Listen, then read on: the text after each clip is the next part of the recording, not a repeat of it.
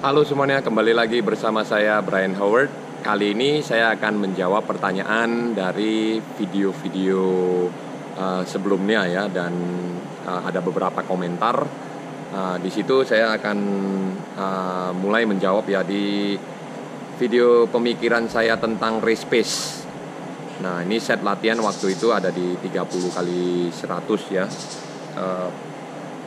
30 kali 50 ya.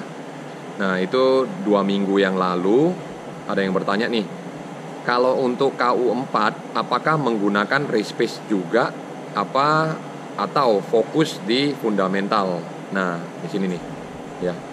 Jadi 2 minggu yang lalu. Nah, kalau untuk KU4 menurut saya ya, itu tidak perlu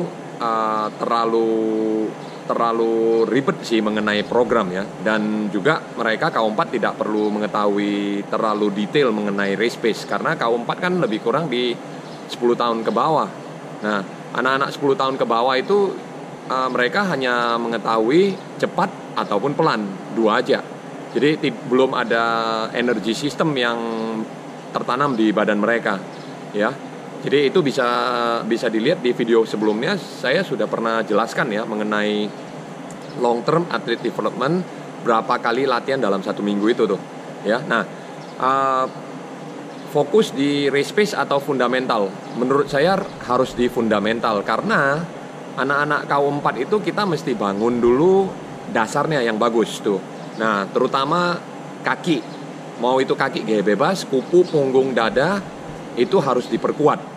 Dan ketika dia latihan itu juga kita banyak perhatikan yang namanya drill ya, teknik berenang. Jadi programnya anak-anak KU4 itu lebih banyak sih ke kaki ya, perbaiki dasarnya kaki ataupun memperkuat dasarnya kaki, dan juga teknik berenang yaitu dari drill ya. Jadi anak-anak KU4 ataupun 10 tahun ke bawah itu lebih fokus banyak di fundamental. Nah, adapun kalau mau memberikan race pace hanya cukup mengetahui saja, tidak usah terlalu detail ya. Karena kan race pace itu kan seperti contohnya 8 kali 50 setiapnya 110 contohnya. Descending 1 sampai 4, 5 sampai 8 ke 200 pace tambah 1 detik ya. Nah, anak-anak ini kan bingung gitu loh. Ketika kita menjelaskan 10 tahun ke anak-anak 10 tahun ke bawah ini kan jadi bingung. Mereka ini hanya paham cepat dan pelan gitu loh. Sedangkan kita jelaskan 70%, 80%, 90%, 100% aja mereka kadang masih bingung gitu loh.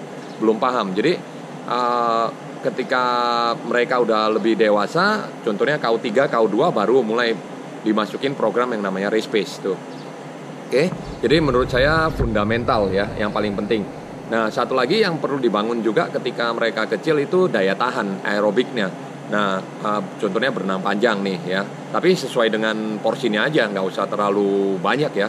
Nah, mungkin itu bisa membantu untuk pertanyaan yang pertama. Nah, pertanyaan yang kedua ini menurut saya ya cukup bagus juga ya. Mau bertanya, apakah setiap putaran bahu? Nah, ini di video yang poin penting dalam gaya punggung. Waktu itu kita upload video drill mengenai gaya punggung ya.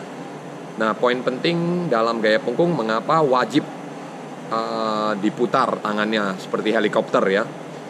Nah, di sini mau bertanya, apakah setiap putaran bahu pada gaya punggung dan bebas berguna untuk membantu gerakan tangan supaya lebih efektif? Bener.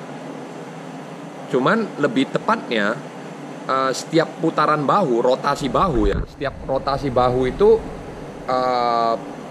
akan membantu tarikan dan juga membantu jangkauan yang panjang tuh ya. Jadi putaran bahu dalam gaya bebas dan gaya punggung ya, putaran bahu akan membantu jangkauan yang lebih panjang ya. Karena gaya bebas itu kan namanya long axis swim ya, dan gaya punggung juga long axis swim. Nah, di mana berenang poros panjang ya, gaya berenang poros panjang. Jadi otomatis ketika kita berenang nih ya, tangan kita ketika kita jangkau kan otomatis bahunya ngedorong ke depan. Nah, saat itulah ngedorong ke depannya itulah membantu jangkauan yang lebih panjang ya. Jadi lebih tepatnya setiap putaran bahu pada punggung dan kupu akan membantu jangkauan gerakan tangan ya. Nah, di sini ini ada apanya ya? Komentarnya dari teman-teman. Nah, lebih efektif karena apa? Panjang stroke-nya ya. Tapi ingat ketika sudah panjang harus siku tinggi, jangan drop elbow, jangan turun sikunya. Oke? Mungkin itu aja saya menjawab 2 pertanyaan yang menurut saya ya cukup bagus dan sharing mengenai pengetahuan saya juga. Nah, saya tunggu teman-teman untuk memberikan kritik dan saran di kolom komentar ya. Saya Brian Howard, sampai jumpa di video berikutnya. See you in the next video. Dah.